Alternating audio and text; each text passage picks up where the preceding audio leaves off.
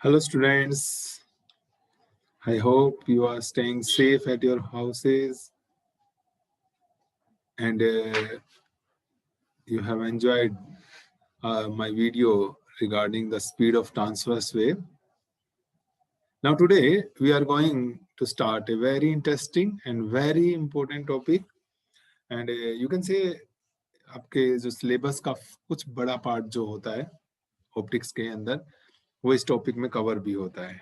Okay, so this is we will going to start with a Fourier series. We will discuss Fourier theorem. Okay, but before starting Fourier theorem, let me tell you what is periodic functions. You have discussed these things in your lower classes. Periodic functions, you might be remembering. Periodic functions, simply let me tell you, those functions which repeat their values after a fixed interval of time. Just like a motion of Earth around the sun, it repeats itself after a fixed interval of time. So we can say it is a periodic motion, and the function which will express this motion, that will be called a periodic function. Motion of the simple pendulum, again a periodic function, periodic motion rather, and the mathematical function required to express that is called periodic function. So in terms of mathematics, if I write any function is said to be periodic if it repeats itself. For example, it is a function of time, so if it has same value at time t plus t, means it is repeating its value after a time period of capital T. Again, it will have the value, same value at t plus 2t. So again, after an interval of capital T, it is repeating itself. So we will say this function fy is periodic in nature. Okay, this is called periodic in a nature. Okay, or I may generalize it as ft, or it is equal to f t plus nt, where n is integer. So any function satisfying this is called periodic function. Okay, means it is repeating itself after a time of capital T, and this capital T is called time period. This capital T is called capital T is called time period of this function. Time period. For example, motion of Earth around the sun has a time period of 365.25 days. Okay, it may be a second pendulum which has a time period of 2 seconds. Okay, so these motions are represented by some function that is called periodic function. Okay, one more term I will use here, and that is harmonic function. Okay, harmonic means, again, harmonic जो होते हैं बेटा, these are which can be harmonic functions. Harmonic functions, these are those functions which can be expressed in terms of single sine or cosine. In terms of sine and cosine. Actually, in trigonometry, sine and cosine are the functions which repeat their values after a angle of 2 pi. You will say, sir, all the trigonometric functions repeat their values after 2 pi.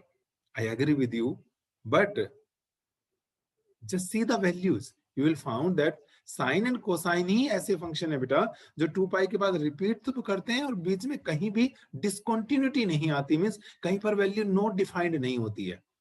बाकी आप tangent उठा लीजिए, tangent 90 not defined, को tangent ले लीजिए, cosecant, secant, सारे के सारे जो फंक्शंस हैं बेटा उनकी वैल्यू कहीं ना कहीं एक बार जरूर क्या हो जाती है, आपकी नॉट डिफाइंड हो जाती है. So they can not be taken in terms of harmonic. So harmonic, only sine and cos, their values varies between -1 to 1.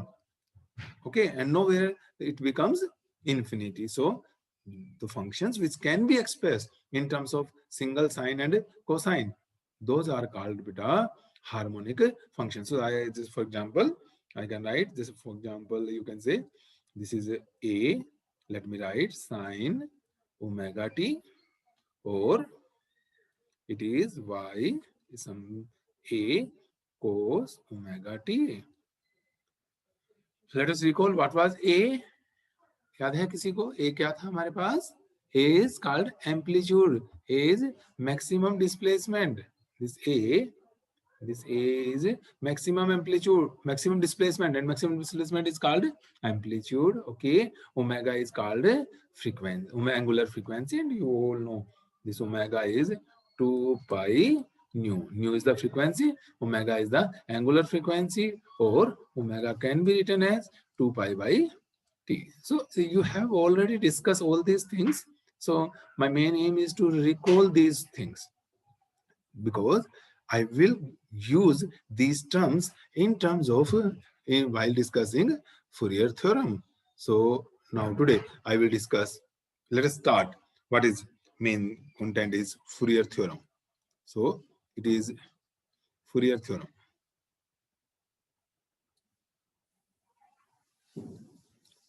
Actually, Fourier ने जब डिफरेंट जैसे आप लोगों ने हाफ वेव रेक्टिफायर पढ़ा है बेटा, फुल वेव रेक्टिफायर पढ़ा है, उनकी आउटपुट आती हैं, ठीक है कि नहीं है, और डिफरेंट तरीके की वेव्स होती हैं.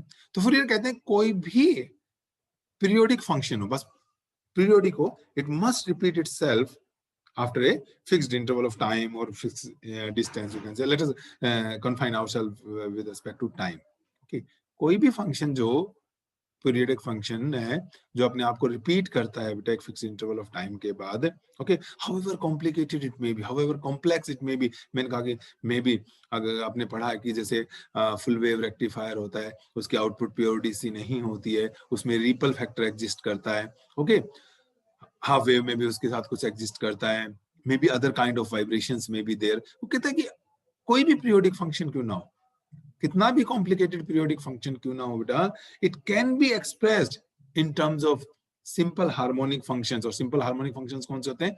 In terms of sine and cos of different amplitudes with frequencies. जो कंपोनेंट लिखेंगे हम, अभी मैं मैथमेटिकल इक्वेशन लिखता हूं, सब थोड़ा सा क्लियर होगा.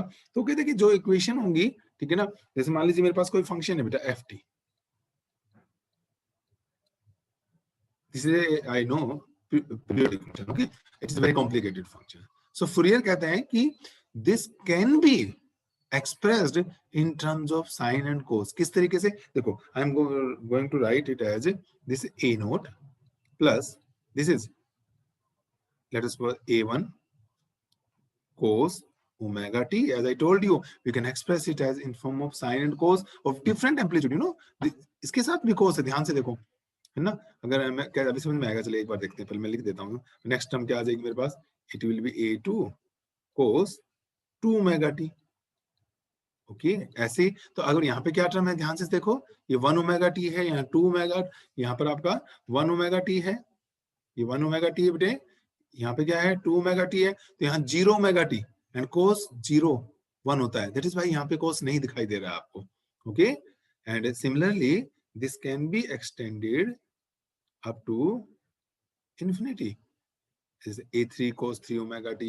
Okay, and this can be extended up to infinity. Plus, then comes, let us suppose, b1, and it is sine omega t plus b2 sine, it will be 2 omega t plus b3 sine 3 omega t. Can you think this will be again extended up to infinity? Okay, can you think कि आपकी यहाँ पर b0 कहाँ चला गया? b0 नहीं आया ना यहाँ पे, क्यों नहीं आया? अगेन सोचो, साइन बेटा sine 1 omega t, sine 2 omega t, तो फर्स्ट टर्म क्या आती है आपकी? Sine 0 omega t, and sine 0 0, इसलिए खत्म. ऊपर क्या था हमारा?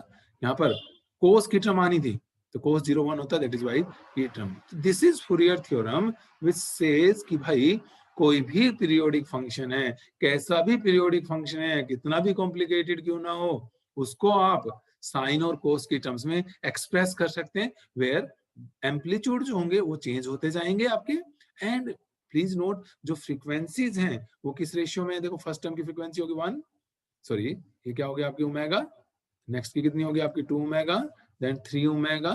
ओके, तो फ्रीक्वेंसीज का रेशियो क्या आ गया 1:2:3 एंड सो ऑन आ गया कि नहीं आ गया बताइए। फ्रीक्वेंसीज का रेशियो ये आ रहा है, तो स्मॉलेस्ट फ्रीक्वेंसी कितनी बनी ओमेगा, बाकी टर्म्स की फ्रीक्वेंसी इंक्रीज करती जा रही है, तो this omega is here the smallest frequency. And बेटा स्मॉलेस्ट फ्रीक्वेंसी जो होती है, this is smallest frequency, and this smallest frequency is called, what is this called, fundamental frequency. Smallest frequency of any periodic function is called fundamental frequency. Okay, now this can be written as, थोड़ा सा हम इसको short में लिखेंगे, a naught, summation आता है ना use करना सभी को, so let us write it as summation an cos n omega t, where n goes from 1 to infinity. I think सब familiar है इससे।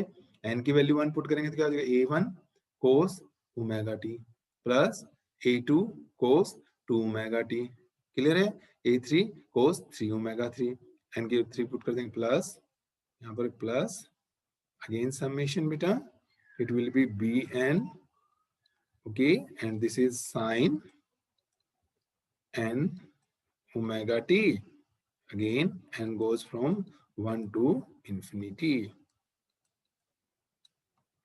Here these a naught, an में सारे आ गए, a1 a2 a3, okay, similarly bn, these all are called Fourier coefficients. These are called Fourier's coefficients.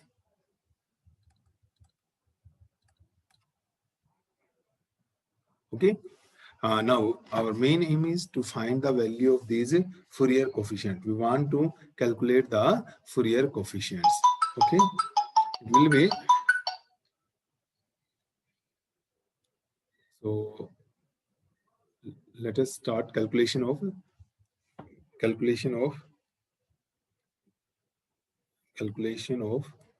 Fourier coefficients. With Fourier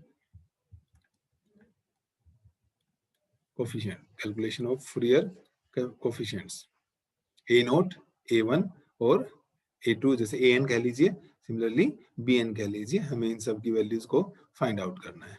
okay, so let us start with value of calculation of value of first Fourier coefficient a naught. हम क्या करेंगे, जो equation 1 अभी हमने बनाई थी बेटा, हम इक्वेशन 1 को इंटीग्रेशन कर देंगे दोनों तरफ for one complete time period. One time period मतलब 0 से लेकर t तक. ठीक है, इंटीग्रेटिंग इक्वेशन 1 जो अभी हमने लिखी थी, आप थोड़ा सा बैक करके देख भी सकते हैं. You have this option always. आपको नोट करना है, आप वीडियो को पॉज करें, आप उस टाइम पे नोट भी कर सकते हैं.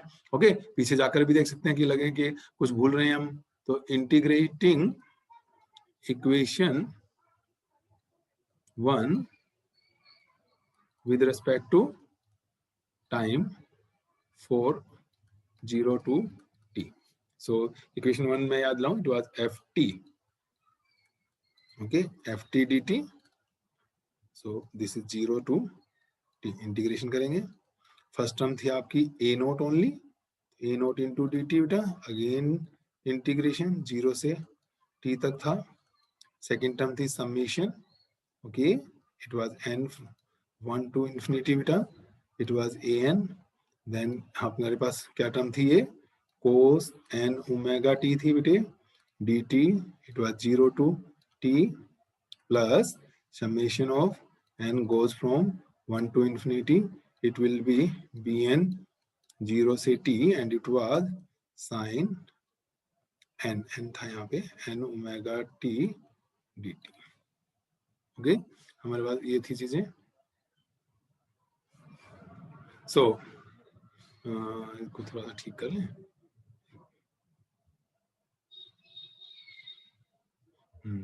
ठीक है ना, ये थोड़ा सा. So it was n omega t. ओहो, इसको इरेज ही कर लेते हैं पहले ना थोड़ा सा. I am also learning these things. So this is quite new for me also. So, omega t dt.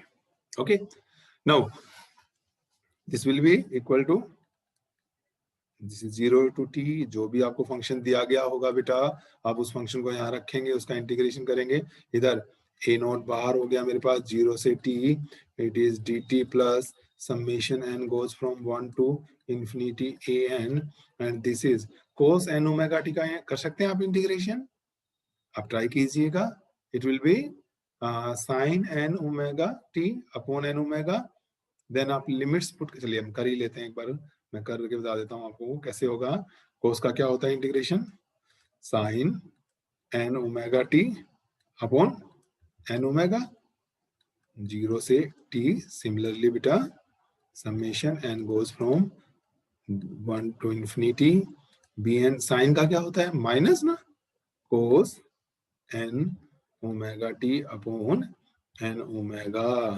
Okay, again limit कहां से कहां तक पुट करेंगे आप, 0 से t तक पुट करेंगे. ओके, सो अगर मैं इसकी बात करूं आपके साथ, अगर मैं सिर्फ इसको सोल्व करके दिखा रहा हूं आपको ना, एन ओमेगा भी मैं बाहर ले लेता हूं. ओके, तो अगर मैं सिर्फ इसके सोल्व करें, हम एक बार स्टार्ट करके मैं कर रहा हूं इसको अलग से, कि भाई साइन एन ओमेगा टी जो है सिर्फ इसको सोल्व करना है मुझे, तो क्या आएगा देखते हैं.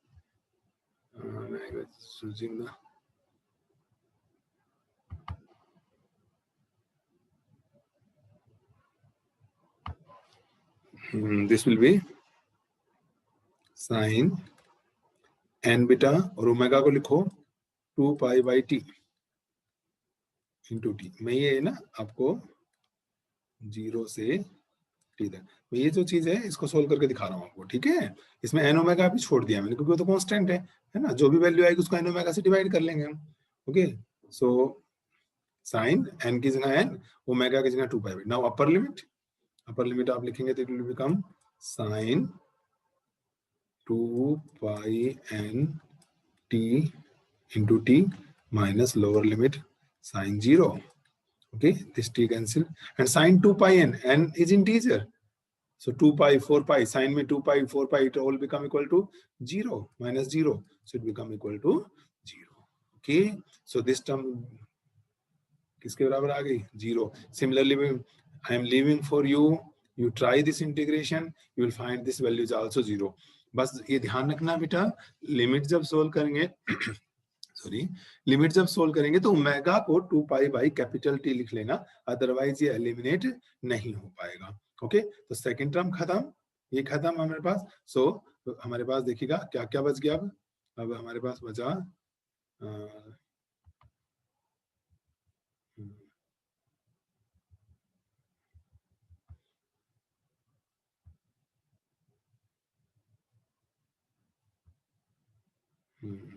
तो मेरे पास क्या क्या बच गया. आप, मैं बार बार बोल रहा हूँ कि आप पीछे बैक करके देख सकते हैं. तो लेफ्ट हैंड में तो हमारे पास बच गया बेटा 0 से t F T d T. Okay, और राइट हैंड में a0. अभी आपने कहा an के साथ जो इंटीग्रेशन था वो 0, क्योंकि साइन का था टर्म, और ये 0. तो हमारे पास a नोट कुछ यहाँ पर फर्स्ट टर्म छोड़ दी मैंने ना. अभी फर्स्ट टर्म में क्या था, a नोट के साथ dt था ना, तो उसका इंटीग्रेशन करेंगे तो क्या आ जाएगा, t आ जाएगा.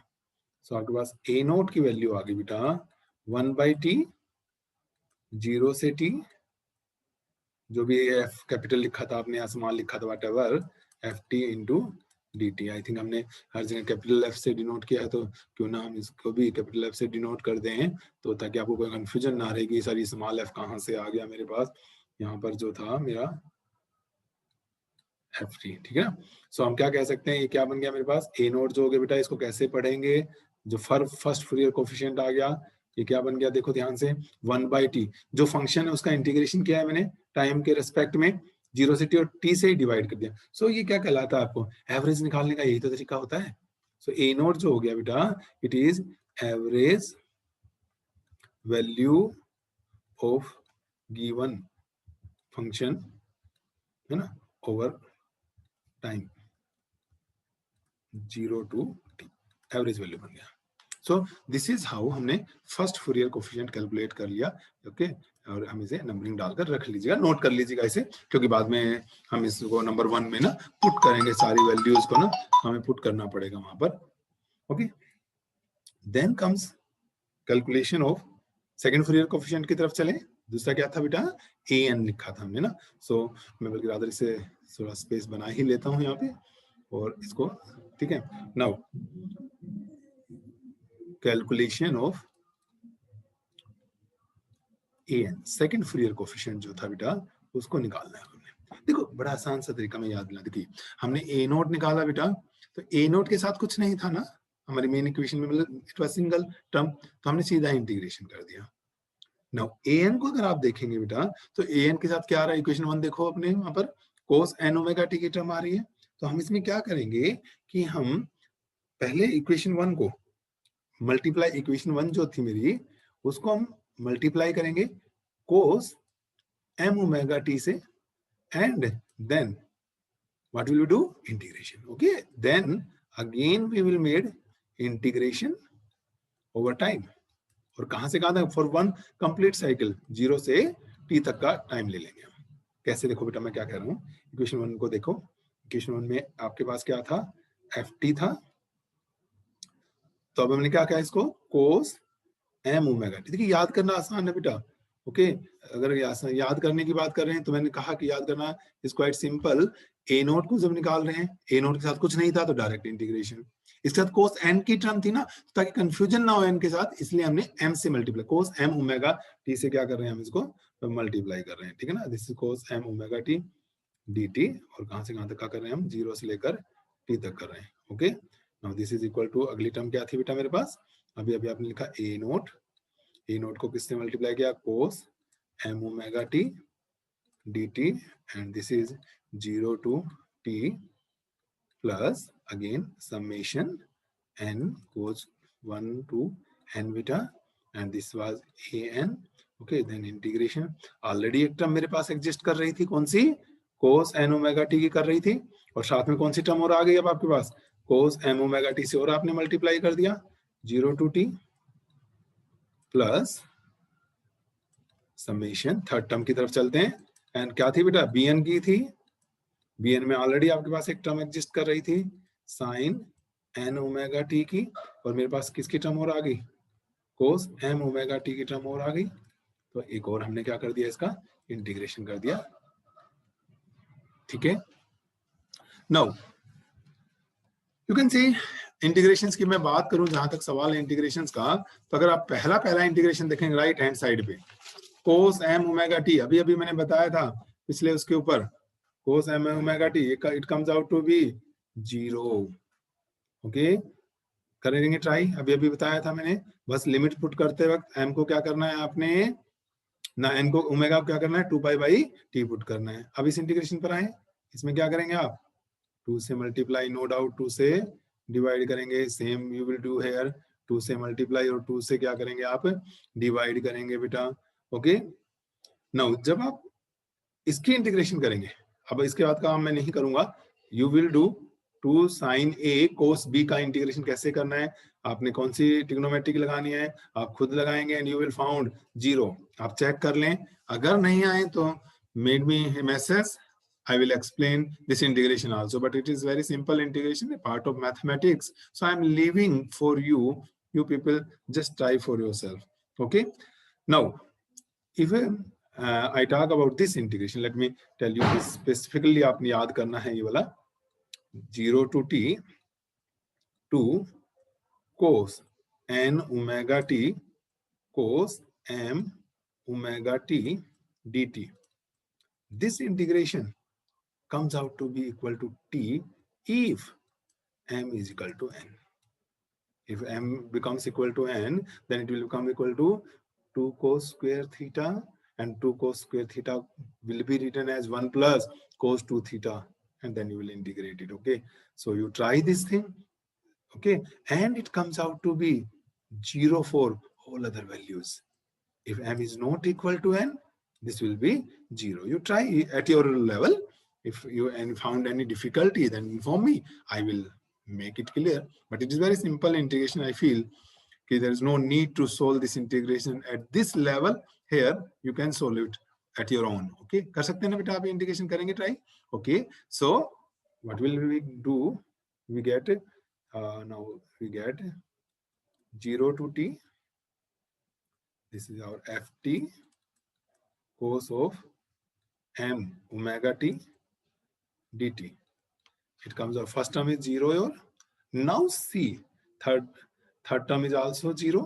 Now we have to discuss this second term. Okay, it is an by 2 and an by 2. Let me use eraser once ago time. No. Okay, यहाँ पे क्या था सेकेंड टर्म में बेटा? अब यहाँ चले हम, यहाँ पे देखो an by 2 है. चलिए पहले an by 2 को लिख रहे हैं. ओके, इनटू इस इंटीग्रेशन को मैंने अभी बताया बेटा. अब क्या बचेगा? अब समेशन था मेरे पास. अब सोचो इस समेशन की क्या वैल्यू है. मैं कहता हूँ सिर्फ t बच गया, समेशन की जरूरत ही नहीं है अब, क्योंकि समेशन का मतलब अगर m और n, सिर्फ जहां पर m और n इक्वल होंगे बेटा, वो एक वैल्यू बचेगी मेरे पास. बाकी सारी वैल्यूज के लिए क्या हो जाएगा? इंटीग्रेशन 0. तो समेशन भी खत्म और आई गोट ओनली t. ये बात समझ रहे हैं बेटा? If m is not equal to n, then this integration will become 0. It means only one value I will get. और वो कौन सी वैल्यू होगी बेटा? जिसमें m is equal to n होगा, उसकी वैल्यू कितनी आएगी? a t आ जाएगी. ओके, सो यहां से अगर मैं बात करूं अब, तो an आ गया मेरे पास. sometime ना is not controlled in my control. एक बार मैं इरेज कर दें, थोड़ा सा अच्छा लगेगा. Okay, now this an क्या आ गया बेटा हमारे पास? 2 upon t 0 to t ft cos of m omega t dt. देख पा रहे हैं आप? तो हमारे पास दूसरा हमने फूरियर कांस्टेंट निकाल लिया बेटा, फूरियर कोफिशिएंट रादर निकाल लिया. और वो कितना आ गया मेरे पास? You can say this is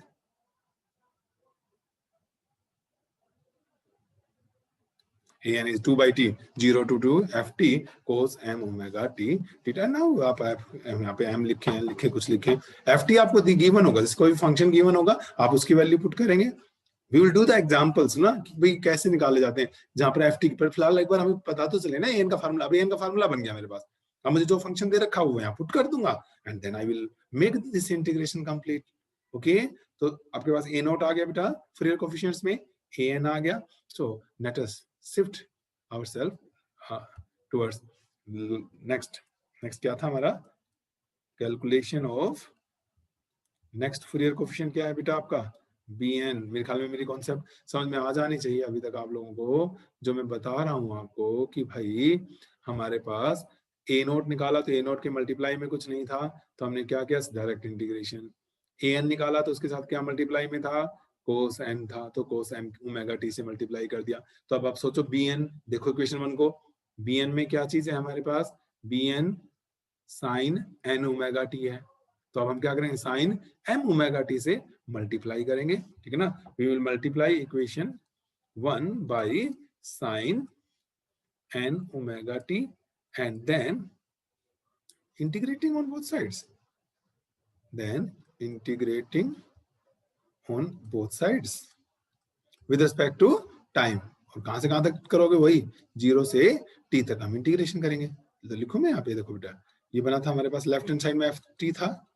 अब आपने किससे साइन n तो पहले से एग्जिस्ट, साइन m से कर लेंगे हम, ताकि कंफ्यूजन ना. साइन m ओमेगा t, ठीक है, dt. ओके, और कहां से कहां तक लिमिट? 0 से लेकर t तक की लिमिट लगा दी. इधर आ जाओ बेटे. It is first term a not है, ठीक है, इंटीग्रेशन के अंदर चला गया आपका. किससे मल्टीप्लाई कर रहे हो आप?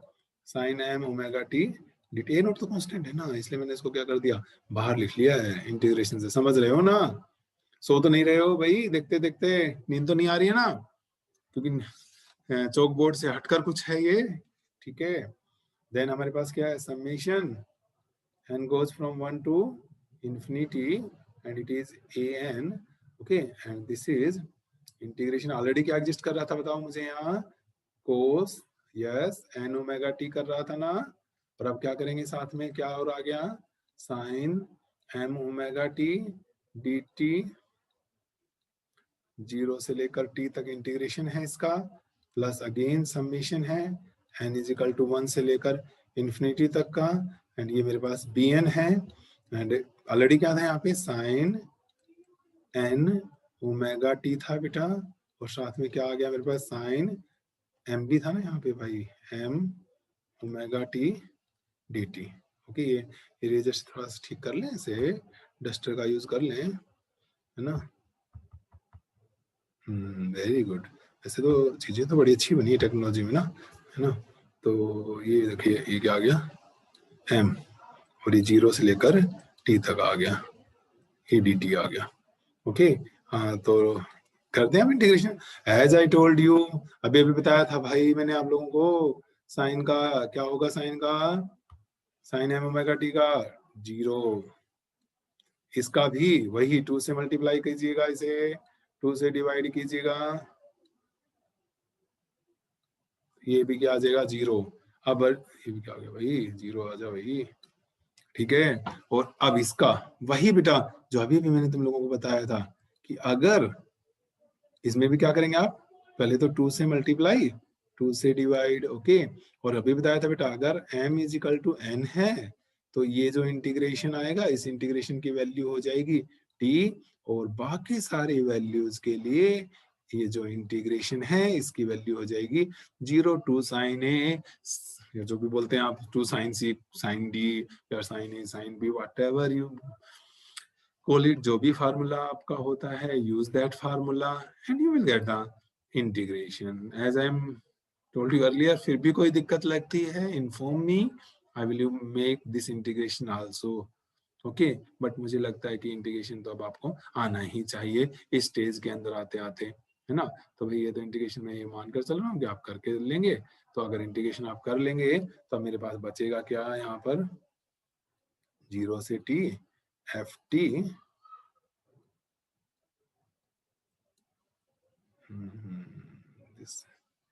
कहेंगे भाई मैं तुम्हारी बात सारी क्यों मानूं। Okay, this is 0, this is 0 second term, and this term देखो बेटा bn/2, एंड अभी मैंने बताया था ना आपको कि भाई अब इस समेशन की जरूरत ही नहीं है, क्योंकि एक ही तो टर्म बचेगी सिर्फ, कौन सी नॉन जीरो बचेगी, m is equal to n वाली, n जहां पर m के बराबर होगा, है ना, n 1 से इंफिनिटी, तो n m भी तो आएगा बीच में कहीं, तो n m जो होगा वो बचेगा, बाकी सारा 0। तो इसलिए बहुत अच्छी बात है, मैं तो चाहता भी था ऐसा ही कुछ आ जाए। तो भाई मेरे पास bn आ गया कि नहीं आ गया, देखो बेटा bn क्या आ गया मेरे पास, 2/t, okay, and this is 0 से t, और it is ft,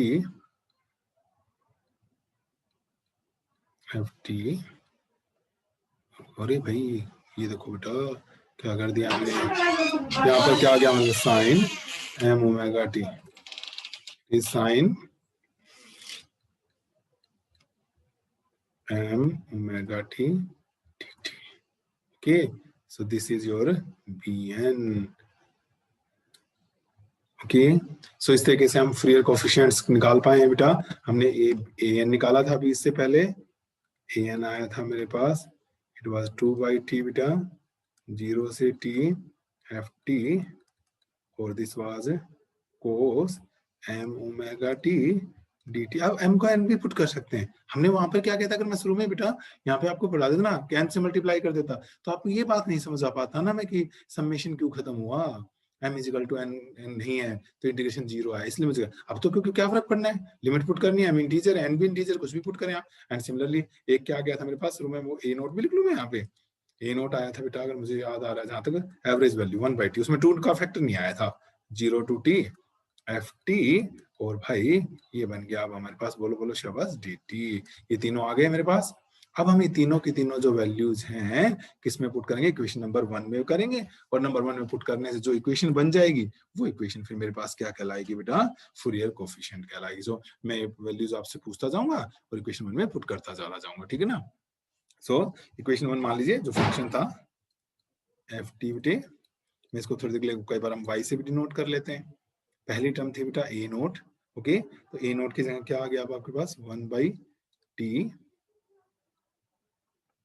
it is F T d t 0 से t तक, यस। देन क्या आया था हमारे पास समेशन बेटा, n की वैल्यू 1 से इंफिनिटी an में आया था 2/t, ओके। और ऑलरेडी जो टर्म थी यहाँ पर क्या एग्जिस्ट कर रही थी, कोस n ओमेगा t की टर्म एग्जिस्ट कर रही थी, ओके। और अब जो आया वो आ गया मेरा इंटीग्रेशन 0 से t तक बेटा फंक्शन, an की वैल्यू लिख रहा हूँ, 2/t तो मैंने यहाँ लिख दिया, क्या है an की वैल्यू, और cos of m omega t dt, okay. इस तरीके से हम लिख सकते हैं। सिमिलरली आप किसकी वैल्यू लिखेंगे बेटा, b की लिखेंगे, और b की जब वैल्यू लिखेंगे तो वही summation n goes from 1 to infinity 2/t, क्या था यहाँ पे already existing sine, okay, and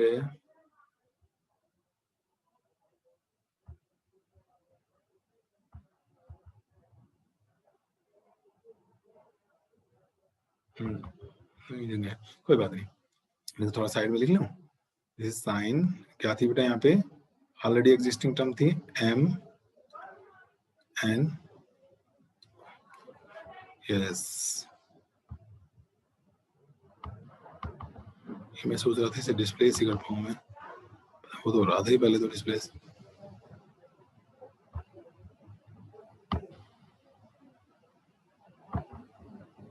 yes. सो ये क्या हो गया बेटा, साइन n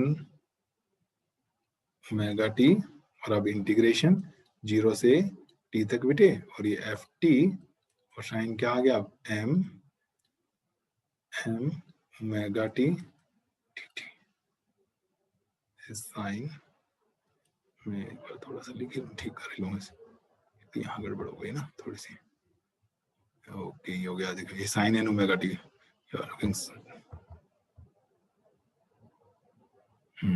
अब ठीक है।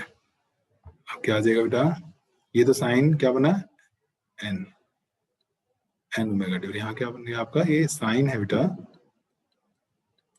साइन m ओमेगा t हो गया, okay. So this equation is now known as Fourier's equation, okay. This equation is known as Fourier's equation, this whole equation, okay, this whole equation is known as Fourier equation. Now what we will do, आपको function given होगा बेटा, और इस function को value आप put करेंगे, और then finally हम लोग ये सब इस तरीके से हमारे गिवन फंक्शन जो है हमारा ये जो ft है उसको एक्सपेंड कर पाएंगे with the help of Fourier theorem, ठीक है। So next video we will see more terms related to Fourier equation, okay. Thank you.